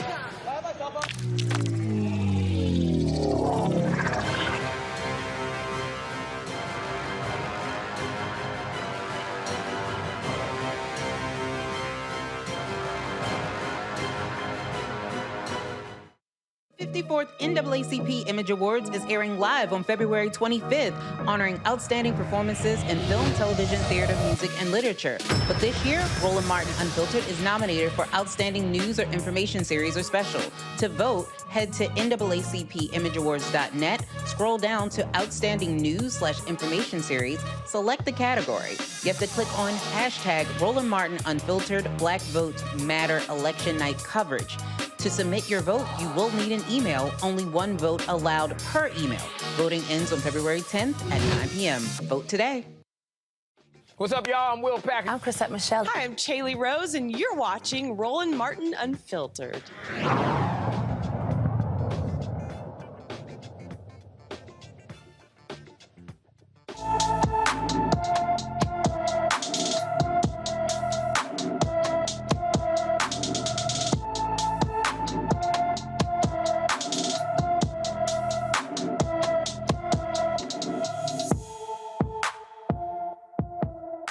Eternity Hinton has been missing from her Gulfport, Mississippi home since August 6 of 2022. The 17-year-old is 5 feet 7 inches tall, weighs 250 pounds, with brown eyes and black hair. She's known to wear a variety of wigs. Anyone with information about Eternity Hinton should call the Harrison County, Mississippi Sheriff's Office at 228-865-7060, 228-865-7060. Georgia black volunteers passing out water at the 2020 Albany, Georgia voting site have been cleared of all wrongdoing. The Georgia State Election Board said Tuesday that black volunteers who gave food and water to early voters in the 2020 election broke no laws. No shit. Sarah Webster initially accused members affiliated with Black Voters Matter of violating election rules prohibiting campaigning within 150 feet of a polling place. The woman also alleged she felt threatened by the group's actions of passing out water, playing hip-hop music, and talking with volunteers. Boy, that white fragility. The Georgia Voting Board said Sarah Webster, who filed the complaints, could potentially face charges for bringing a gun into a polling place. Let's have that happen. Pennsylvania Democrats have taken back control of the state house. The 3 Pennsylvania Democrats won state house special elections on Tuesday night. Democrat Joe McAndrew defeated Republican Clay Walker. Democrat Abigail Salisbury defeated Republican Robert Pagane, and Democrat Matthew Gergley defeated Republican Don Nevels. In November, Democrats held a temporary 102 to 101 majority in the chamber for the first time in more than a decade after the death of a Democratic State Representative, Anthony DeLuca. However, after the resignations of Democrats Summer Lee and Austin Davis, Lee, of course, was elected to Congress. The GOP took the majority in December. Last night's victories give Democrat a stronger position to block GOP-led initiatives. It also offers Joanna McClinton, who Democrats nominated as the first Pennsylvania woman Speaker of the House in November, a pathway back to become Speaker, which she lost after Republicans took back control. Currently, Democrat Pennsylvania Representative Mark Rozzi is operating as Speaker after he won the role in a Republican engineered deal. A Bell County, Texas jury finds former Temple Police Department officer Carmen DeCruz not guilty of killing an unarmed black man. DeCruz was on trial for second-degree manslaughter in the fatal shooting of Michael Dean. He was trying to pull Dean over for speeding in 2019. DeCruz said he has no intention of resuming a career in law enforcement. He is now preparing for a civil lawsuit filed by Dean's family.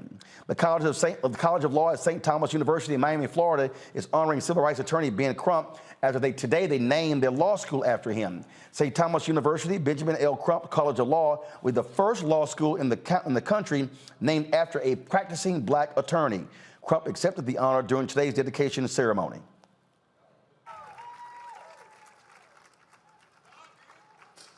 President Armstrong,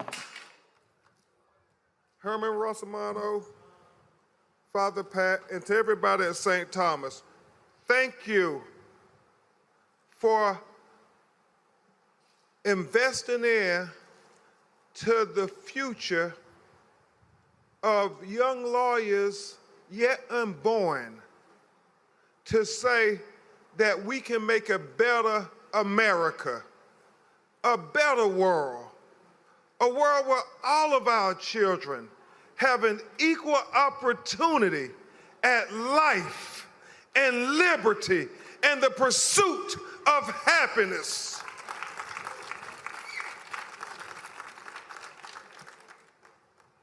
And to Amir Locke family, his father Andre Locke is here. Please give him a round of applause.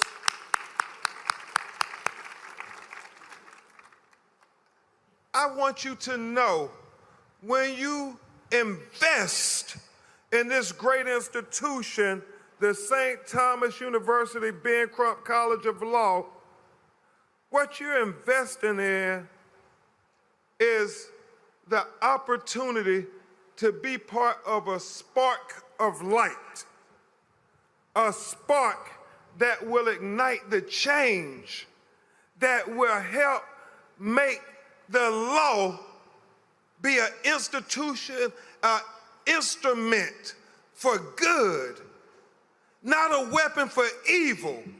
We have to make the law matter for all of us, the least of us. If the law doesn't protect the least of us, then it doesn't protect any of us. And we together, brothers and sisters, have to make it equal justice under the law. Will Smith, who was in Miami shooting Bad Boys 4, he also spoke. I just wanted to come out and support. You know, Ben has been an absolutely spectacular friend and guide, and that's why it was important for me to be here with him today. There are very, very few people in the world with a heart like this. So it is my deepest honor and my deepest pleasure to be here to support and to show some love, and congratulations on this historic honor. A number of families that Ben Crump was representing were there today. Crump chose St. Thomas University in his College of Law because it's one of the country's most diverse law schools in the United States. Last night, President Biden gave his State of the Union address. And on Tuesday, what often happens is he has a luncheon. The president has a luncheon with various television anchors.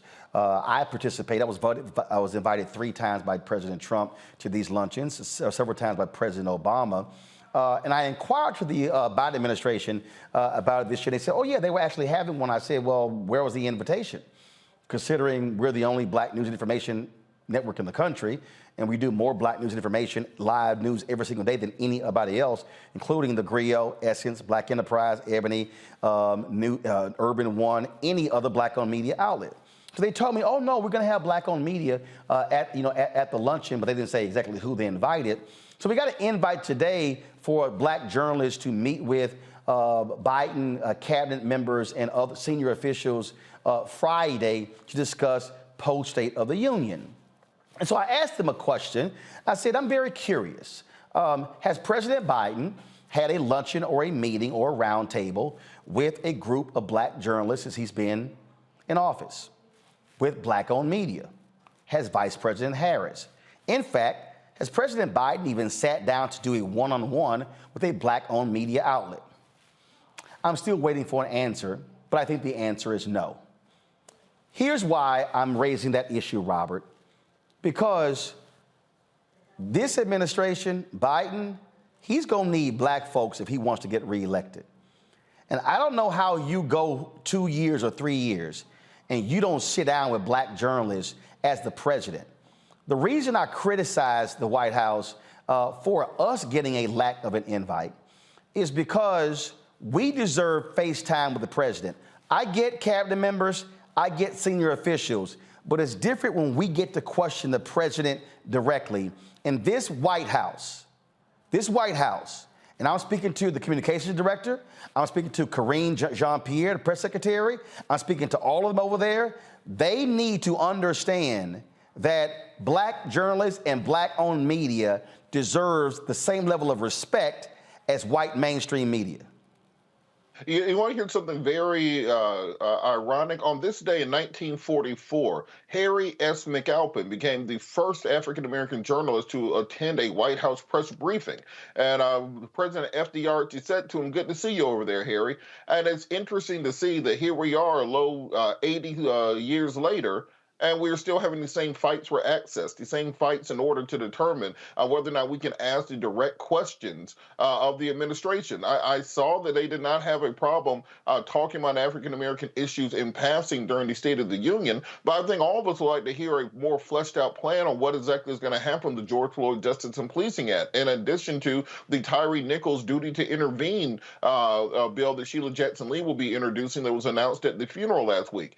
They were fine with sending the vice president there for photo ops during the funeral. They should be fine with answering hard questions, particularly when it comes to the decriminalization of marijuana, when it comes to the reduction in sentencing, when it comes to federal infrastructure plans for that $1.7 trillion and how it will affect the black community. What are they going to do about the still remaining school-to-prison pipeline that exists in America? I have a lot of questions for the White House I would love to have direct answers to. And the same way that the Ukrainian president can saunter over here and meet with the president directly, ask for billions of dollars, and then get it, there's no reason for African Americans to have to fight harder than that to get access to the president, particularly when it's going to be this time in 2024 when the president's going to be coming to South Carolina, where the first Democratic primary will be, and talking about how much he loves black folks and how much he needs us. You got to tell me now, not then. Look, Eugene, and here's the whole deal, because I know somebody's watching who's saying, well, they got the press briefing.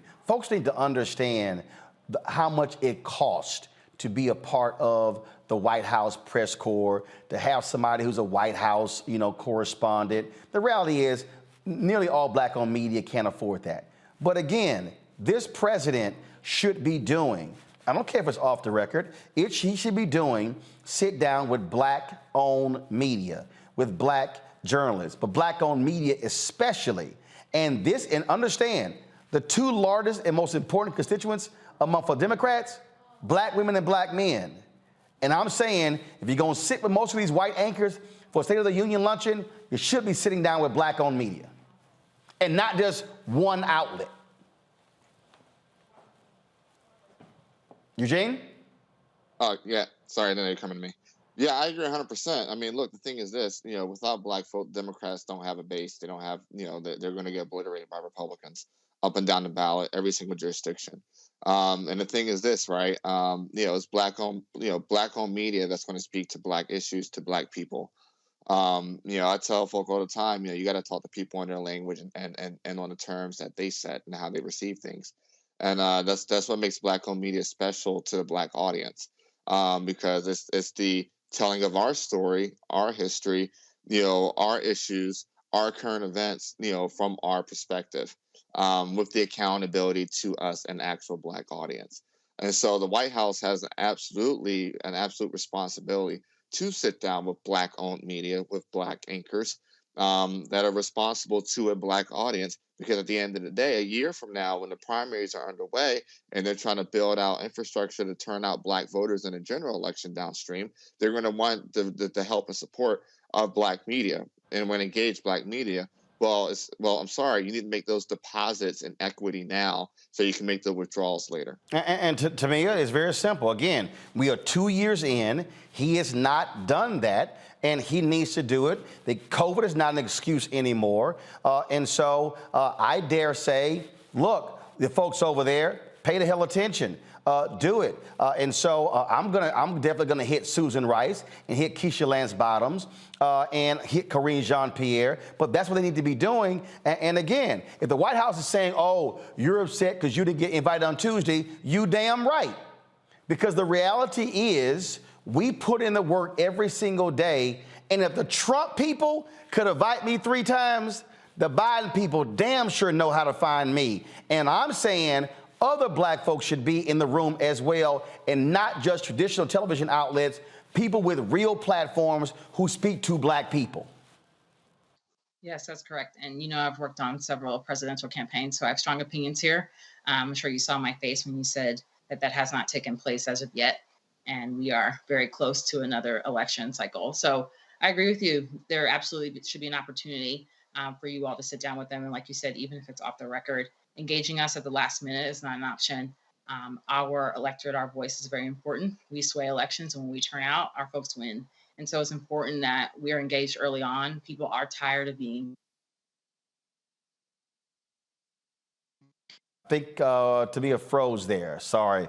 I got to go. So let's get our technology fixed. And we'll be right back. Roland Martin Unfiltered on the Black Star Network.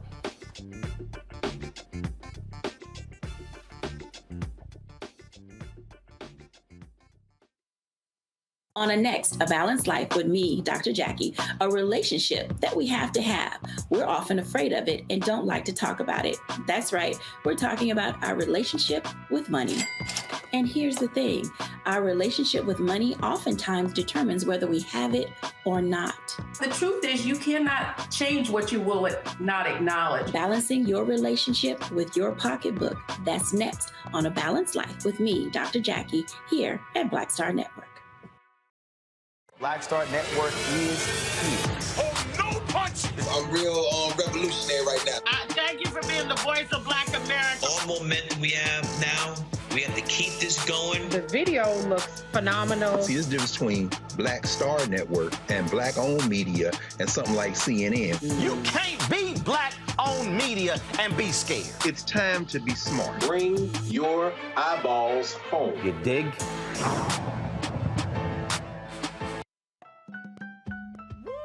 We're all impacted by the culture, whether we know it or not. From politics to music and entertainment, it's a huge part of our lives, and we're going to talk about it every day right here on The Culture with me, Faraji Muhammad, only on the Black Star Network.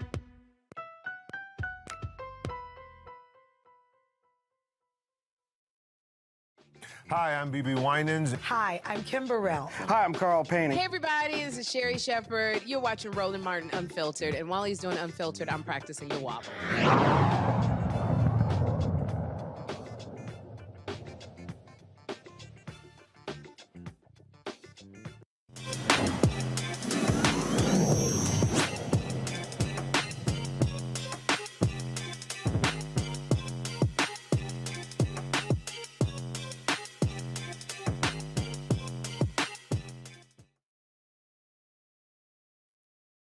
All right, we all know the racial wealth gap has millions of families of color disproportionately disadvantaged, and so my next guest is trying to help with that. Howard University, Virginia Union University alumni Ruby Taylor has created Play, Win, Invest, the first web-based game created by a Black woman to give players vital knowledge to help grow their wealth and learn to invest with big prizes every single week.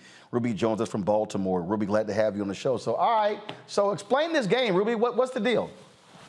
So the game is to help us begin to talk about building generational wealth. We have to look at the long game. So what Play, Win, Invest does, we have 5 amazing rounds because my mother said so. The first round is career. What type of job will you have? After that, it is investments. Now that you have money, what are you going to do with it? After investments, it is savings. Now, after savings, it is assets. What do you own? And our last round is life events, because life happens. And we have insurance because we need to protect whatever wealth we will be gaining.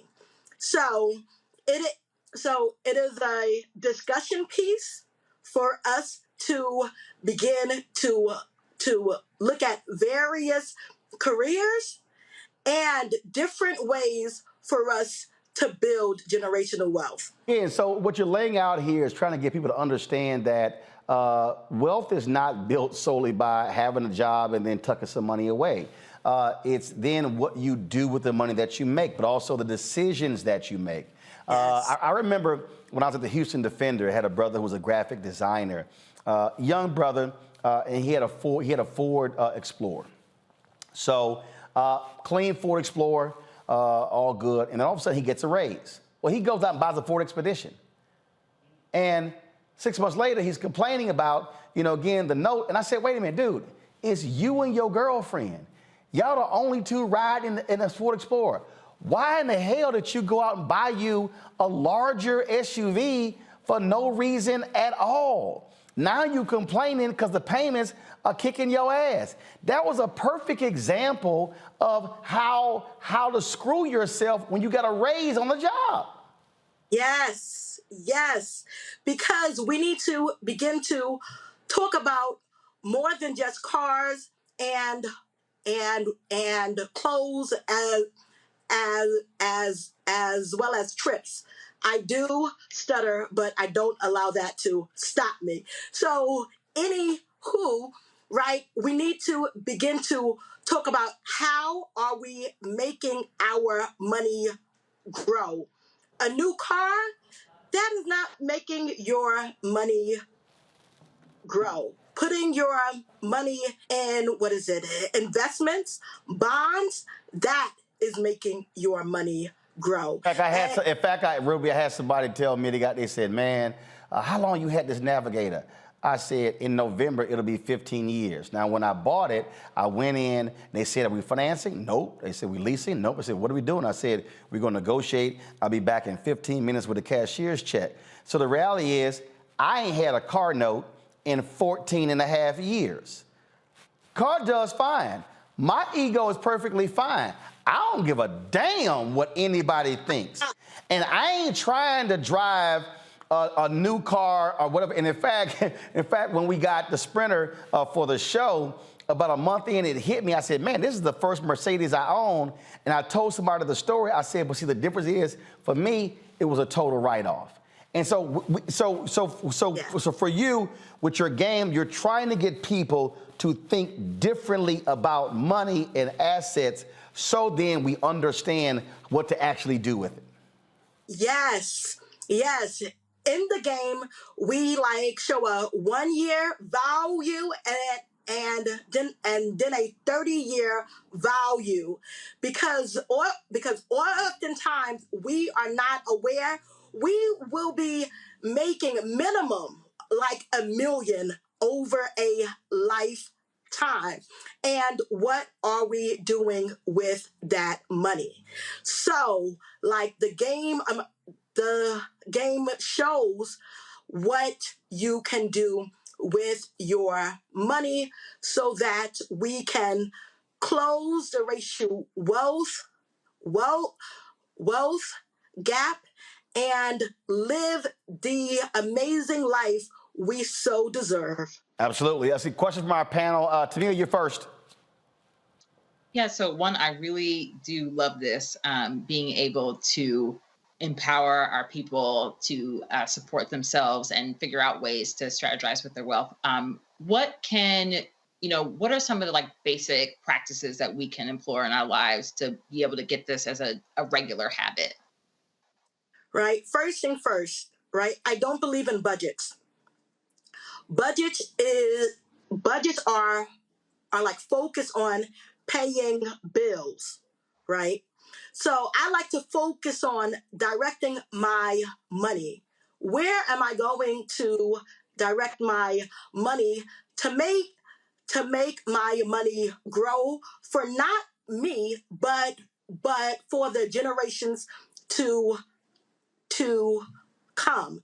And so direct your money towards your bills, but also direct your money towards making your money grow. And investments are the best way to make that happen. A lottery ticket? No. Nowadays, you can buy fractional shares. You only need $1 to basically begin vesting. No amount is too small, and no amount is too big. So how are you directing your money to make it grow for the next generation? So like that's the first step. But really the first step is my little mantra, right? I deserve joy and wealth. You deserve joy and wealth. We all deserve joy and wealth. We have to believe that truth. And once we believe that, we will begin to make our money work for us through long-term investing. I do not believe in trading. I believe in buy and hold. Don't have much time. Robert, real quick, what's your question?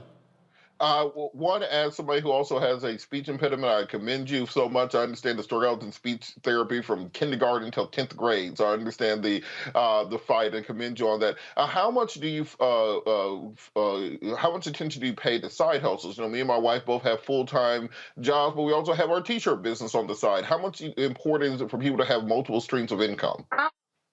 Yes. Hold on, Eugene, real quick, go.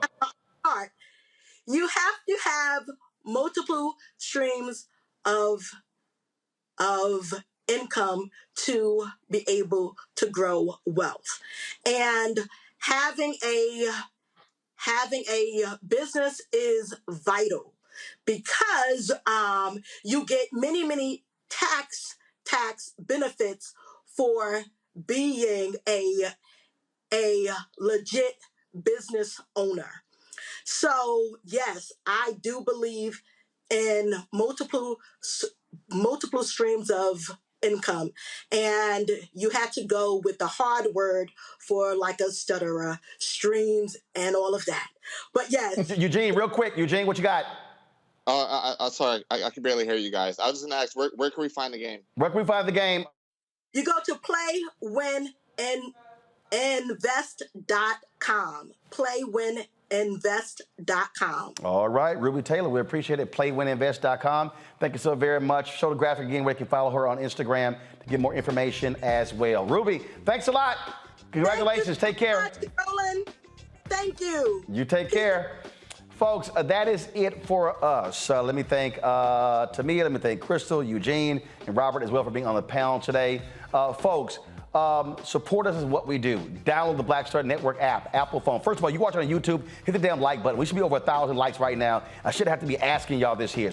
Apple phone, Android phone, Apple TV, Android TV, Roku, Amazon Fire TV, Xbox One, Samsung Smart TV. Send us check and money order to P.O. Box 57196, Washington, D.C. 20037-0196. Cash App, $RM Unfiltered. PayPal, R Martin Unfiltered. Venmo is RM Unfiltered. Zelle, Roland at RolandSMartin.com. Roland at RolandMartinUnfiltered.com. Get a copy of my book, White Fear, How the Browning of America is Making White Folks Lose their minds. That money goes right back into the show, y'all. And so order through the bookstores, Target, Books A Million, Bookshop Chapters, also download it on Audible. And of course, watch us on Amazon News. You can pull it out. We have a 24-hour streaming channel on Amazon News, and we're going to get some great announcements coming up on some new platforms we on as well. I'll see y'all tomorrow, folks, on Roland Martin Unfiltered. Ha! Black Star Network is here. Oh, no punches! I'm real revolutionary right now. Support this man, Black Media. He makes sure that our stories are told. Thank you for being the voice of Black America, Roland. Stay black. I love y'all. All momentum we have now, we have to keep this going. The video looks phenomenal. See, there's a difference between Black Star Network and black-owned media and something like CNN. You can't be black-owned media and be scared. It's time to be smart. Bring your eyeballs home. You dig? Pull up a chair. Take your seat. The Black Tape with me, Dr. Greg Carr, here on the Black Star Network. Every week, we'll take a deeper dive into the world we're living in. Join the conversation only on the Black Star Network.